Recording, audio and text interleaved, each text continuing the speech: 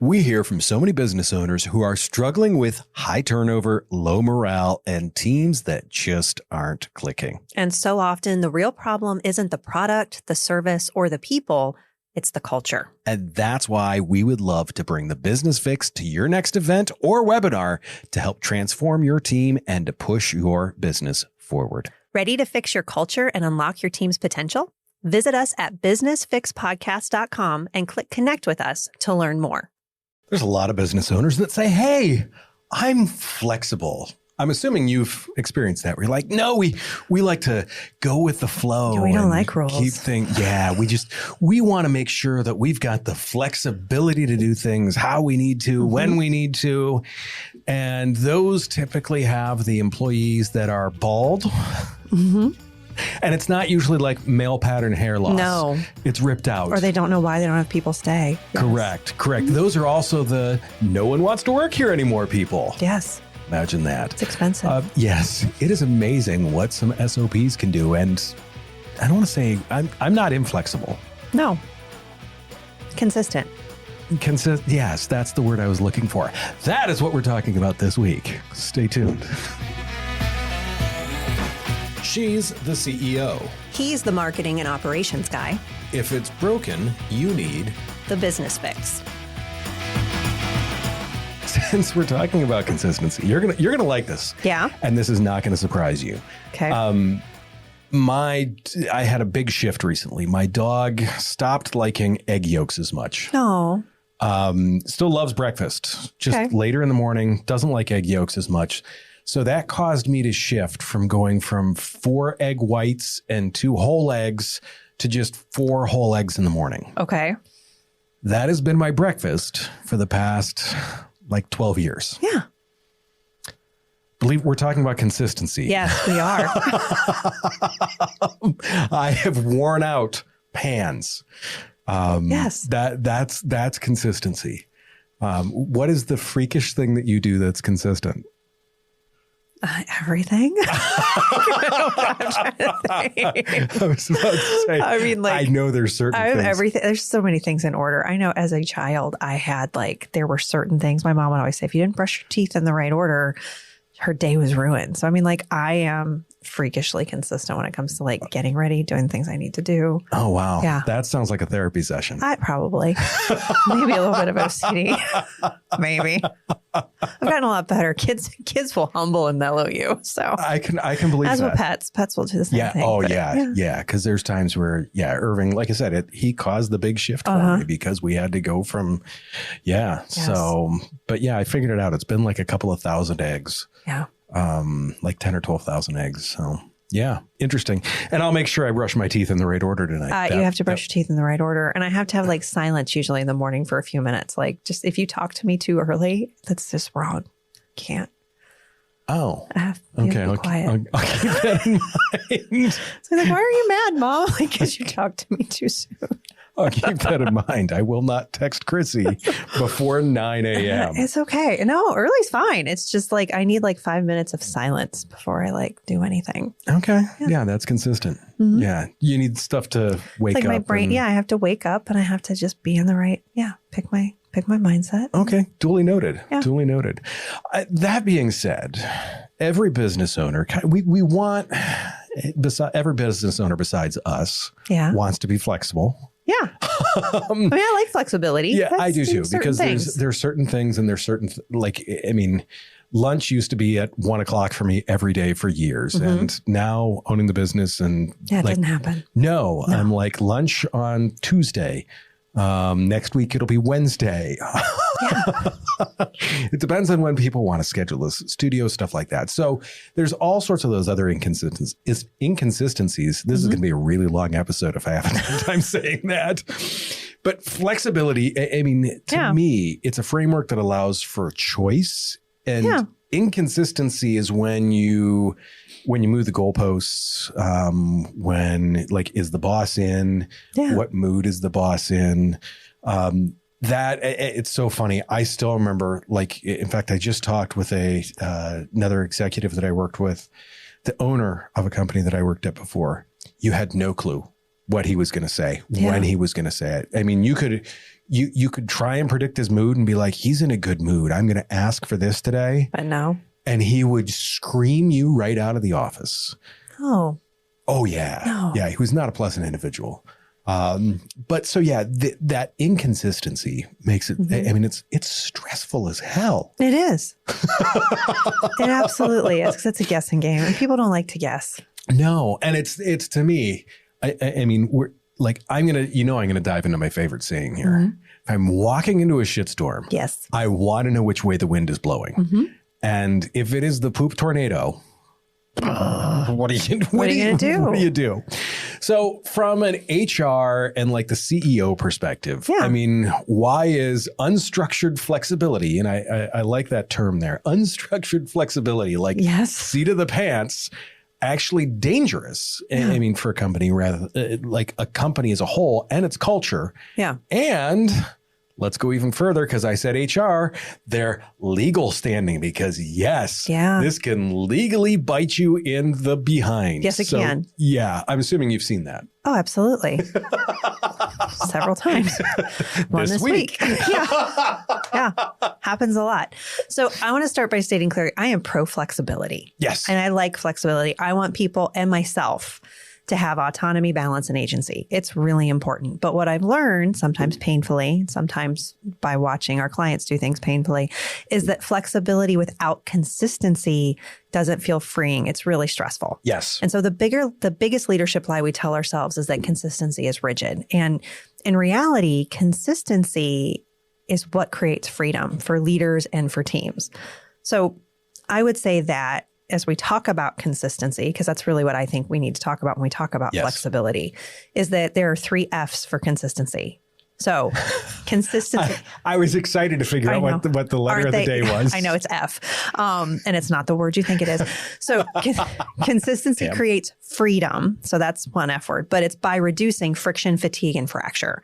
And so, You're all this the F's. This is a good one. All the F's. This is, that's to me, just right off the rip. Yeah. I mean, the freedom piece is what everyone's going for. Yes.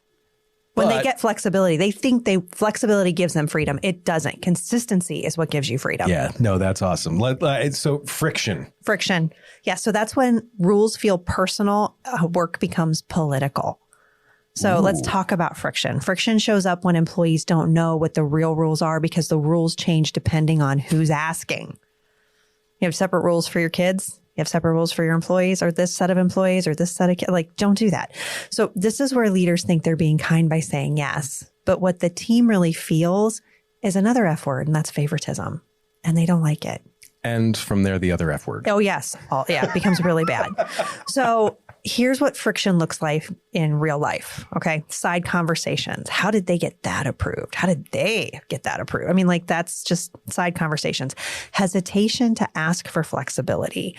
Quiet resentment. Employees spending more energy interpreting leadership moods. You know, the weather pattern. Which way is the wind blowing when you're walking into your storm? They're worrying more about those moods than doing their jobs, reading moods like the weather. And so I've been that leader. I have done this wrong. I have made those one-off decisions thinking I was helping. I'm being flexible. I'm helping everyone. And because of that, I am their favorite leader. Not really, because they still hated you. They still hated me. And that's because I was creating comparison and confusion. Yeah. So it's like, you're treating this person special.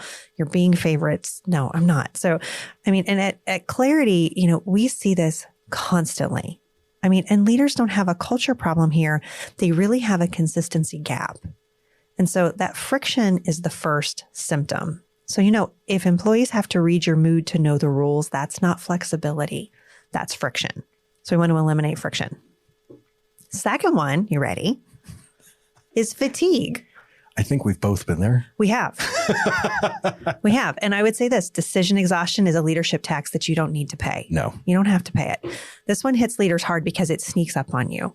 When everything is flexible, every request becomes a decision. There is no autonomy. There is no way, like everything, you got to make a decision on everything because, there's the exception. There's always an exception. Right. They shouldn't have to ask. Exactly. So here's what fatigue looks like. Leaders defaulting to sure, fine. Sure, it's fine. You say that with a different tone than I do. Yeah. Sure. Fine. Whatever.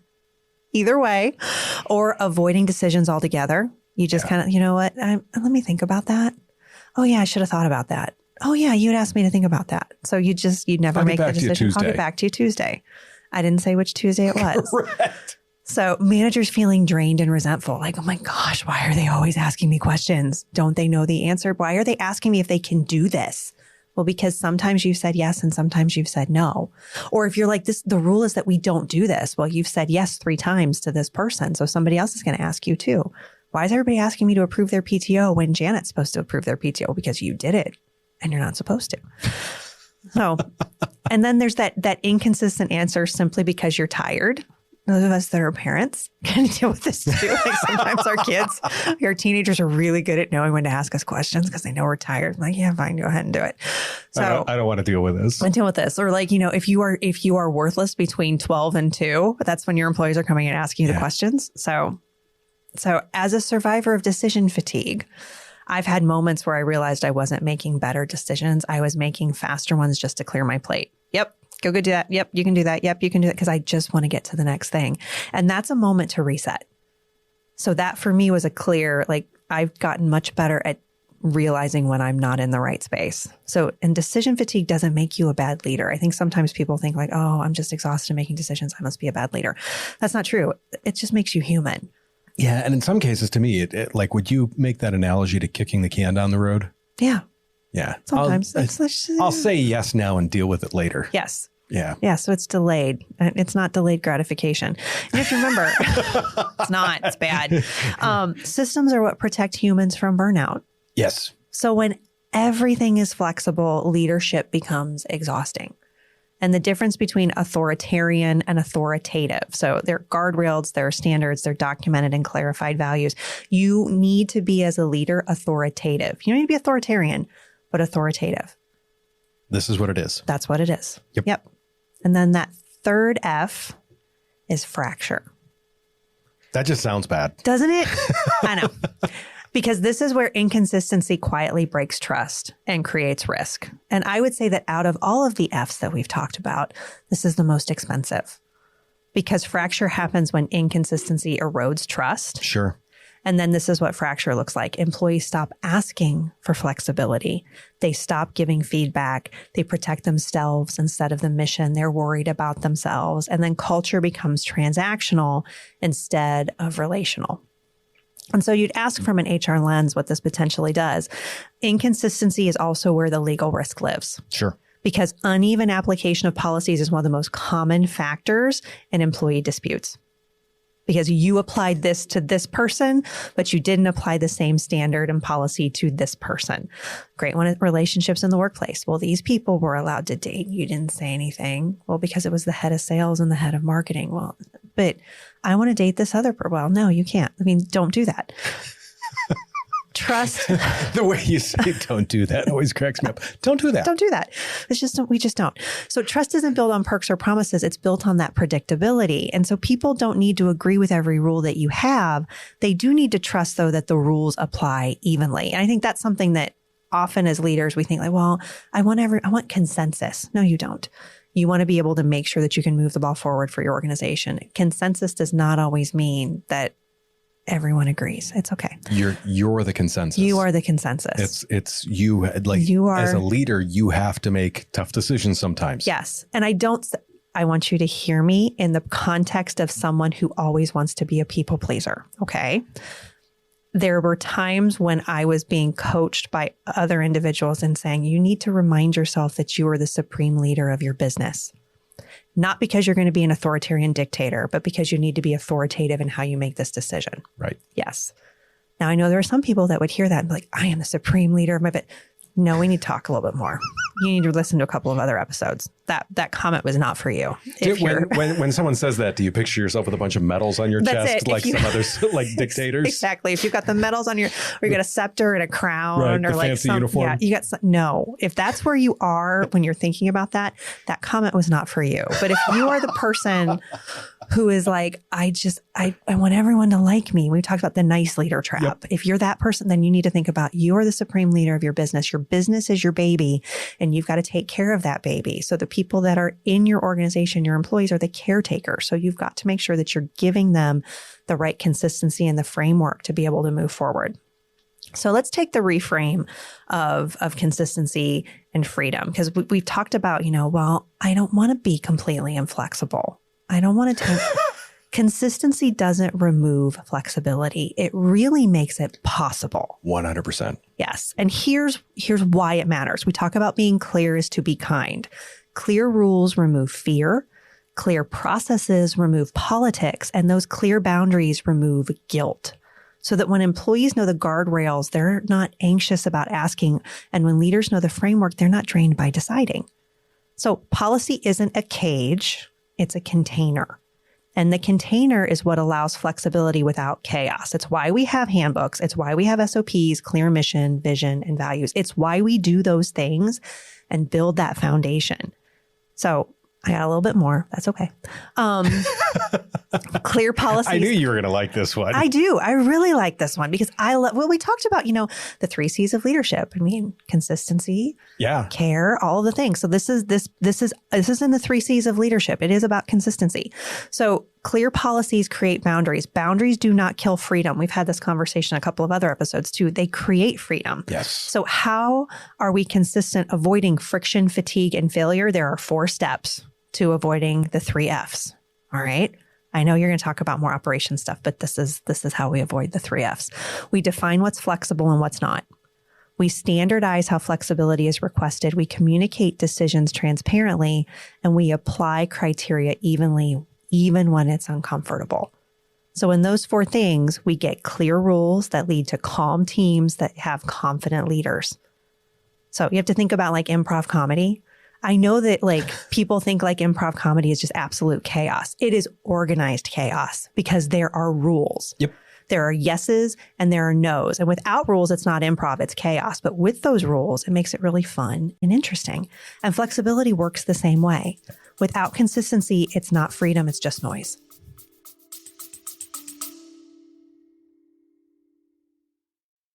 Let's be honest. You did not start your business so you could spend your days buried in HR paperwork or Googling how to handle employee drama. That's why I started Clarity HR. We're your fractional HR team giving you real people, real support, and real solutions. Whether it's compliance headaches, hiring struggles, or just needing someone to take the people stuff off your plate, we've got your back. So if you're ready to stop using duct tape and hope as your HR strategy and finally get some peace of mind, head over to clarityhr.com. That's clarityhr.com. Simple, clear, and here to help. I'll give you a few seconds to go to the website while we get ready to get back to the show.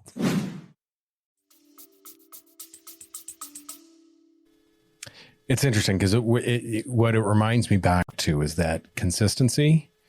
Jimmy Carr he's a comedian. He was talking to someone about something and he said, hard decisions now make easy decisions later. Yes. And that exactly feeds into that. It really does. Yeah. So Josh, how does this lack of consistency impact the actual machine of the business, the workflows, the marketing, and the scaling? Yes. What I like to call the death of repeatability. Yes. If something is different every time you do it, there's a problem. We've never done it the same way. No. And I mean, I get people are like, well, all buildings are different. Correct. Yeah, but they're all assembled the same way. Mm-hmm. So that's the big piece about that. I mean, you have to have systems that work the same way every time. Here's how you put the screw in the joist. Here's how you lay the concrete. Here's how you do the thing. Starts with the foundation. Exactly. When you introduce, I'm only going to put 1 screw in this instead of 4 like I'm supposed to. There's a reason why we have building codes. Correct. This one's tough to get to. Yeah. So I'm only going to put 1 in here. I mean, what happens with that is you force the team to stop, and then now we've got to rebuild a custom process for 1 task. Yeah. To me, I've said this all the time. Once is not a pattern. If you get something that is an outlier from what you normally do, One time is not a pattern. If it's below one time and above the next, those aren't patterns either. Yeah. It has to be a pattern of, look, we've had this come up 3 times. Okay, that's when you start to look at it. And once again, you don't make an exception. You look at, do we need to rewrite the process to fit this type of thing? So that way, once again, those guardrails are there. So people know, oh, hey, I can do 3 or 4 screws in this thing, not one. Because the problem is if you're making multiple exceptions on projects, you have to go back and look at that. Yeah. And so many people do that. The problem is if you don't have a process for it, you don't know when you've got exceptions. No, because everything's an exception. Everything's an exception. If you build a building different every single time, first off, you never learn anything. Second off, you never get any better at it. And third off, you're just like winging it the whole time. So no. The other thing that I found with this is we find, like, when you look at like project deadlines, I worked at one place where deadlines were inflexible, or deadlines were flexible until they weren't. Yeah. You don't know what capacity is, first off. So if you're constantly pushing back deadlines, like, are you over capacity, or is it just people are doing things differently? Yeah. If there's rushed to deadlines all the time, you're doing this wrong. I worked at a video company for a short period of time where, we were working 50, 60 hours a week, and they're like, just squeeze this in. Yeah. No, it doesn't fit. Yeah. This is a big thing. This is a 20-hour thing that does not fit in the already 60-hour week that we have. When I would go to people and be like, what do we want to delay so we can get this done? They're like, nothing. Right. No, just find a way.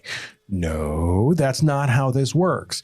If you have processes, you can document, you can look at your capacity. If you don't look at your capacity, you have no idea what you're up against. And then you run into problems when, like, I love your saying, PTO shouldn't be panic. Yes. If you are running at 120% capacity and someone says, hey, got to take that vacation time, you have no idea what you're looking for. No. And once again, if you aren't consistent about stuff, you have no idea what capacity is. Yeah. There's an ebb and a flow to many businesses in terms of how much work they can do. Being able to tell your client, yes, we'll get to that next month. Yes. Rather than saying, yeah, it's good. Because you have no idea what your capacity is, because you have no idea what the process is. It's just, get it done. How long does it take? Yes. That's not an answer. The other big thing is you cannot calculate the return on investment when the investment, AKA time and resources, is constantly shifting because of special requirements or moving goalposts. Oh, yeah. The look on your face when I said that. And I've seen it so many times. I just add the one thing in. Well, that's like 6 hours. Is it really that big of a deal? I've sat in meetings where I've had someone look at me and go, is it really that big of a deal? And you're like, yeah, it actually is. Yeah, it's like 14 man hours. Yeah. And we're already at capacity. So you don't know what that's like. For me, I know what each podcast costs us to do. When special requests are made and someone's like, can you just do the clips? Yeah, but that's going to be your charge. Right. Yeah. Not only that, but here's going to be another couple of days because we are scheduled on a tight schedule in terms of what's going where. Yes. I know when projects are due. I know when other people are expecting your stuff. I want everyone to feel like they are our only customer. They are not. No. Here's your production schedule. Here's when it's coming.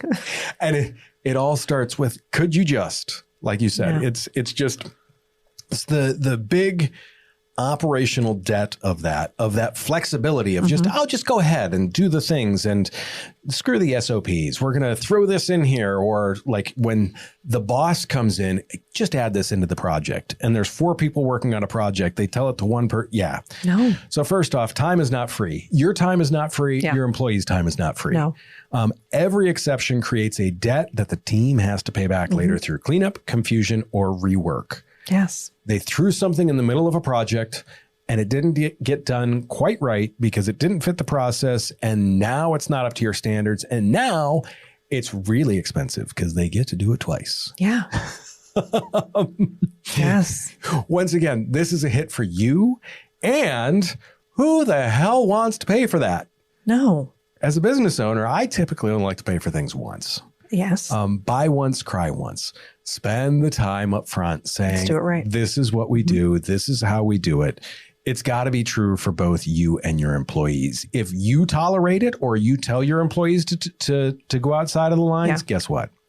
You're going to notice your quality is going to start to suffer because they're going to be like, well, they're going to make that decision of what are we going to do? Are we going to do quality or quantity? Yeah. Every time they have to pivot to, I don't know about you.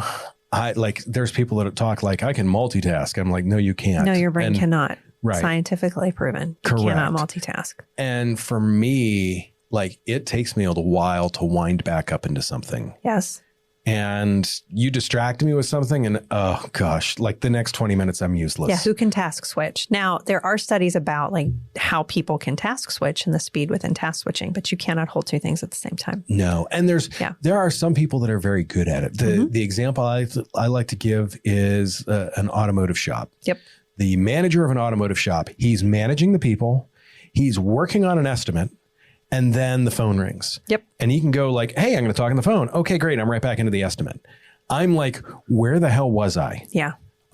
It takes me a minute to kind of figure that out where some people can put it down and pick it back up. I'm not one of those people. I guarantee that you have a mix of that in your employees. Don't think everyone can do it. Or the ability to manage several projects at a time. You have some team members who are going to be good at handling one project or 2 or 3 clients at a time. And then you may have some employees that can handle multiple projects or I know my capacity to project manage is way higher than most people's, but I don't expect people to do the same thing that I do. No. And for me, I can do it, but I'm going to do it in chunks. Yeah.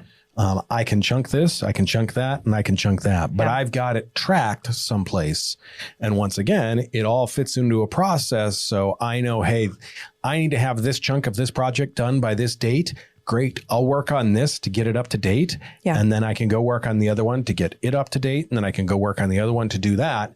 But once again, I can see and it's all listed out. It's not just, I'm going to float around and work on whatever I feel, whatever tickles my fancy that day. Exactly. Well, I think a great visual example would be kind of like an orchestra. So there are some people that can play one instrument. There's some people that can play 2 or 3 instruments. Some people are built for percussion and they can move in different directions. And then there's the person that conducts the symphony. And they're able to see all of it and move all of it in the direction that it needs to be. And I think that you have to look at your employees in some ways as how many things can they handle? Because if they're just a piccolo player, but they're the best piccolo player, that's great. Sometimes you just need a piccolo player. Other times you need someone who can... Don't give them a tuba. Yes. Don't give them a tuba. Or if they play the viola and the violin and they can play, maybe they're good at some things, but they're not good at all of them, but they're kind of a jack of some of the trades, not all of them. But with percussion, a lot of times you have people that can play a whole bunch of different types of things. Timpani, woodblock, drum, all of them. chimes. Yeah. And then you get your conductor who's okay, we're going to put this together. We're going to put this together. So look at it that way too, as you're assembling things, knowing what your team is capable of is really important. Yeah, I like that. The other thing that I see too is when you ask people to switch, in so many cases, you end up with that burnout. Yeah. Once again, you keep throwing tasks on top of tasks. Just handle this. And once again, it doesn't go in the task system. No. Done. The other thing is to me, consistency allows you to market things correctly. Yeah, it does. McDonald's, they've always said they do not have the best tasting burger in the world. No. But once again, they always used to have the best operations. Yeah. You know exactly what you were getting in every single location. It didn't matter. The same. You go here, you go California, you go Maine, Florida, doesn't matter where you're at. You are getting the same exact product delivered the same exact way, the same exact time. And those employees are able to make the decisions within those parameters to allow them to do that. Yeah. The other thing is McDonald's is a big proof that great operations allow people who aren't necessarily invested to produce repeatable global product. I don't know many like fast food workers typically. I mean, let's face it, they're typically there for a short-term job. They're not like, there's some that make great careers out of it. Yeah. A majority of them are there for a short-term job. Yeah. But McDonald's has operationalized things well enough that even those people can come in and execute on a high level and create that consistency. Yeah. You cannot do that with flexibility. No. Because what happens when the top bun is on the bottom and the bottom bun is, and there's, I mean, I still remember the McDonald's movie, 2 pickles. Every burger gets 2 pickles. Not one, 2. It's that exact thing. When your internal operations are consistent, people know what to expect. Yes. That predictability, you can market. If I know every single time I go into McDonald's, I know what I'm going to get. Now, I'm not a big McDonald's fan, but I still know what I'm going to get when I'm going to go there. I know exactly what's going to happen there.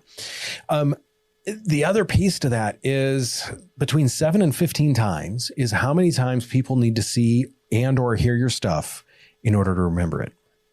If you're inconsistent with that message, people have no idea that they've heard you 7 other times or 15 other times. If you say one thing one time and something completely different the next time, It's why slogans are so common. Yes. Because they can do their commercial. They can talk about, let's use a car dealership. They can talk, hey, we've got this kind of car on sale this month. But then they've got their slogan. And that is the thing that triggers that, oh, this is recognizable. I have heard this 14 times before. Next time I'm going to go buy the car. Yes. The last thing that I want to talk about real quickly is scaling. Yeah. If you've built your business on one-offs, if your processes are inconsistent, you are essentially building a house on a bad foundation. Everyone wants to scale their business. Everyone wants to build their business. It may look fine. You're like, hey, look at this brick foundation that I have. And then you realize, oh, it's built on a swamp and I didn't use any mortar between the joints and all this other stuff. As soon as you start to put any weight on that foundation, it's gone. And it doesn't take much before the whole thing starts to collapse. I don't know about you, but I have actually helped rebuild a footer wall in a house before. Oh, wow. It's much easier to do it before the house is on top of it. Oh, I would think so. I would think so. So yeah, there is my analogy for the day. Build the foundation right. And then as you scale, you're going to need to change. And I tell you what, you're going to need to put additions onto that basement and those other things. But as you scale, you have the ability to do that. Once again, it's that repeatability. And the other thing is too, is as you invite new people in, it's going to be the same thing what to expect, because I guarantee, like whenever you hire someone, you're like, this is the most wonderful person ever. That's exactly why I hired them. They're amazing. They're awesome, because you don't know how much of a pain in the ass they are yet. It's fair.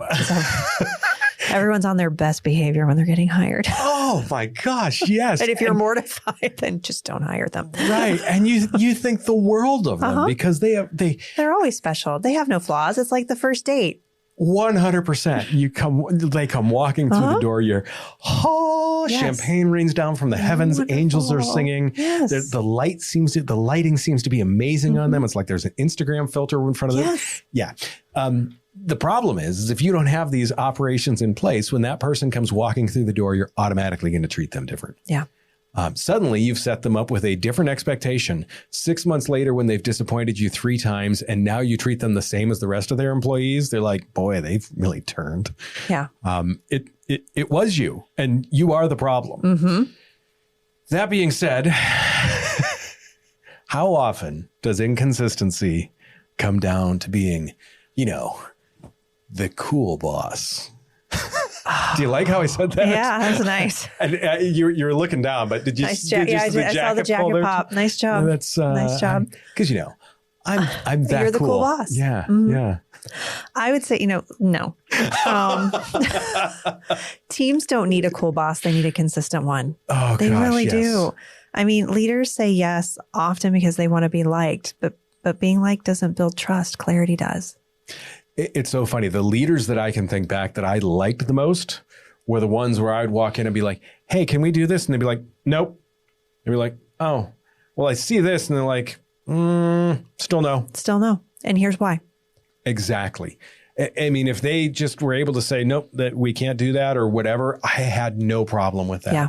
When they'd be like, well, let's see what we can do with this. And nope. Yeah. Yes or no. It's yes or no. Or, that's a great idea. Tell me how you're going to accomplish it. And then you start asking questions. I mean, if you really want to train your people to think through processes, not just come up with an idea, but actually help solve the implementation piece, as a leader, ask them clarifying questions. Say yes or no, or say, no, here's why, or no, but I want you to tell me why you think I'm telling you no. Yeah. It's that's those spaces where it can be really good. Yeah. You have to also know when everything's a yes, no one knows what actually matters.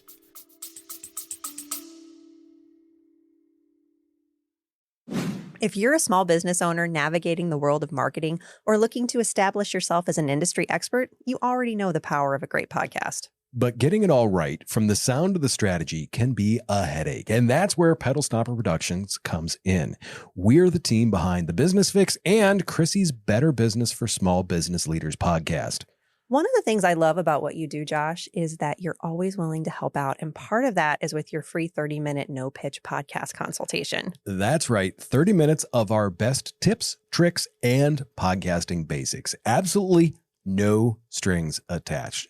Just podcasting insights to help you crush your goals.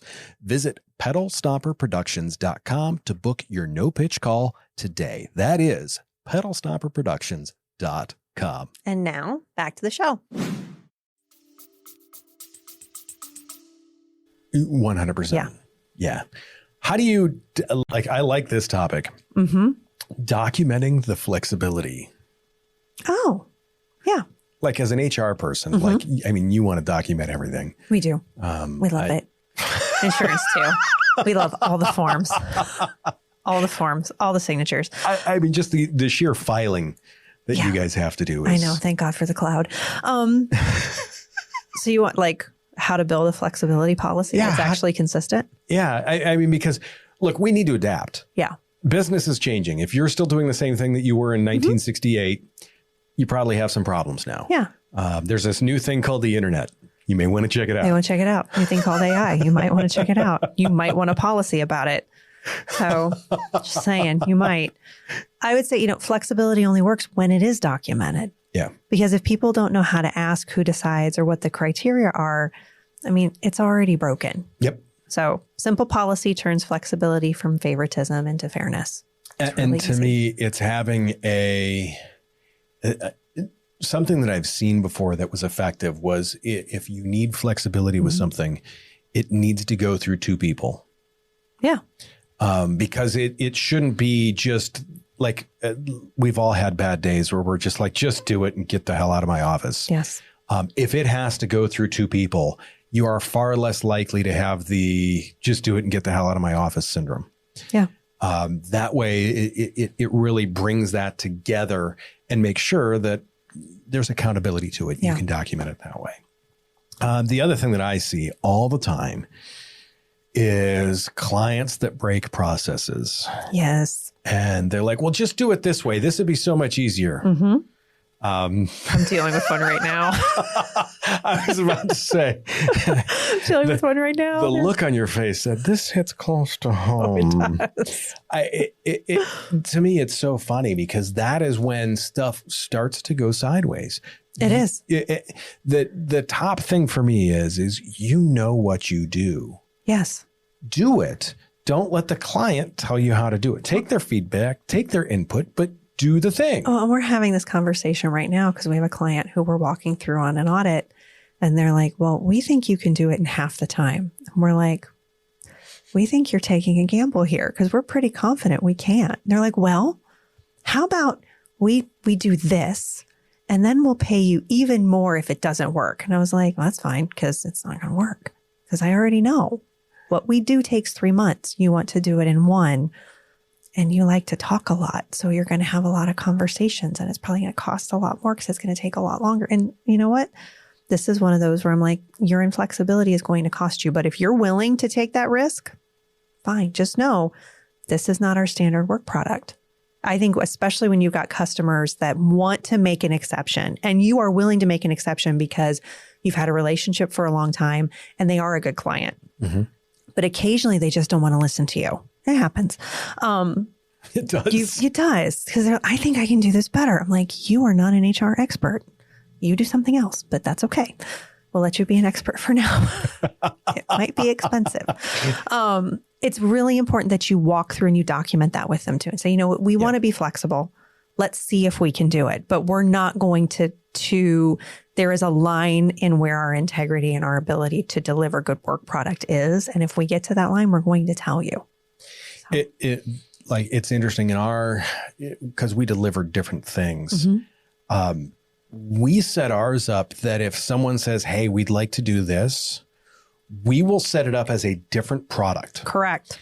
And then that way we can be flexible to them. Yes. But when it's setting up that different product, it's not just, it's this thing with a tweak. It is a different product. And then I go through and say, okay, what's the cost on this? What is going to be their cost to exactly. this? Because I realize this is outside of what we normally do. And we're changing something here. So mm-hmm. once again, it is a different product. It is not going to have the same price. Yes. And having the flexibility in your scope of work. So we have flexibility in this project. Sure. We've given them the recommendation. They've said, we'd really like to do it this way. And we're like, you know what? We can customize this and we can do it this way. Here is where we still have the contract. We still have we still are consistent in these are the regulations and these are the things we have to do. So there's still a scope of work that gets signed. There's still a master service agreement, which has, when it doesn't work the right way, this is what's going to happen. If all goes well, this is what's going to happen. Here's where the potential is for an overrun. Here's how we're going to have conversations about it. So we are still consistent in our process, even though we are being flexible potentially in how we are delivering the project. So Makes there's sense. Yes. So it saves you from heartburn. Some of it. You're still going to have some of it, but I was about to say, moments. It's less. Says the woman that had a childhood ulcer. Yeah, it's all good. It's fine. What are some key takeaways from this week to me? One is audit the exceptions. Go back, look at the last month and be like, how many times did I take a step out? More than twice, you don't have rules. Yeah. I'd say you need to name the non-negotiables. Before you talk about flexibility, you have to be crystal clear about what isn't flexible because people need to know those guardrails. So if they know the guardrails, core hours, deadlines, client commitments, they experience freedom and not fear. Yeah. I love that, especially like the core hours and deadlines. Yeah. This is it. Get it done before this. Exactly. That's all I care. Yes. Standardize the ask. When people are going to request flexibility in something, make sure that there is a way that it's not just someone poking their head in someone's office going, hey, dude, can I do this? Yeah. Yeah. Standardize it. I like that. I just saw the ulcer start to. It's just pinged for a second. I'd say what you need to do too is review flexibility like a system, not a favor. So you're setting that quarterly rhythm to review flexibility. And is it actually working? Are the exceptions increasing? Are managers burning out? You treat flexibility as a system you refine, not a perk you're handing out. Ooh, I like that. Mm-hmm. Yeah. Remember, flexibility is consistency. Yeah. It's not, go ahead and take that extra PTO day. Uh-huh. I told 4 other people they couldn't have Monday off, but you can. Exactly. No, don't do that. Last but not least, clear is kind. Have we ever talked about that? Just a few times. It's one of my favorite sayings. To be clear is to be kind. Oh, 100% is. And it's like, to me, it's not kicking the can down the road. Mm-hmm. Work from anywhere and core hours. What is harder to keep consistent? Work from anywhere is harder because it requires extreme clarity. Mm-hmm. Without clear deliverables and communication norms, it can quickly turn into inequity, which can really, it can wreak havoc on your team. Core hours are rhythm, and rhythm builds trust. So I think it's much easier for core hours as opposed to work from anywhere. I agree with that. To me, it's tough to not have Can I send them a message now or Yeah. can't I? What is this a good time? Is this not a good time? Or, Yeah. No, totally makes sense. Should you ever make an exception for the star employee? I believe we kind of covered this one a couple of episodes ago, but it's good to revisit. It is. And I would say only if you're willing to apply the same criteria to everyone else. So yeah, you can make the exception, but you've got to be willing to give it to everyone.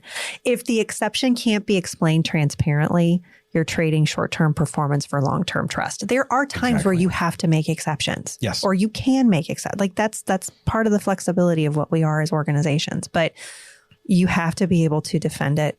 And you have to be able to be willing to say, well, no, I'm not going to give you that. And here's why. There have to be clear criterion. You have to be willing to put your hand on the anvil and pass out sledgehammers. Yes, you do. Yeah, that's not fun. Josh, what's the one tool that keeps a team consistent without feeling robotic? It's interesting because to me, it's twofold in that it is like we use Asana for our, for planning and tasks. People know what they are to get done and they just know, get it done. Yeah. If they need to do it a different way, they have full freedom and autonomy to do that differently. Yeah. They just know that there's the end result and we just got to get there. So to me, it's that clear goalpost. Yeah. That's what makes it so people have the freedom. Yes. Because they know I have to get there. You can run a million different plays to get there. Yep. But you got to get there. Bus, train, plane, car, bicycle, little red wagon, take whatever you want. Yeah. Just get there on time. That's all I care. That being said, we're going to have another episode next week because, that's consistent. Yes, it is. We love consistency. Guess what I'm having for breakfast tomorrow morning? 4 eggs. You got it. Yay. That being said, businessfixpodcast.com. Go listen to all the podcasts. Visit us there. Leave comments. Leave us messages. You probably leave Chrissy messages there. Probably a better idea. I like messages. She does. That being said, next week is the return on investment of culture, because that's one of those things where you feel like, hey, I'm making people feel good. And what the hell am I getting from it? We're going to talk about that because there is a big return on investment with that. As always, do me a favor. Take care of yourself. If you can, take care of someone else too. We will see you very, very soon.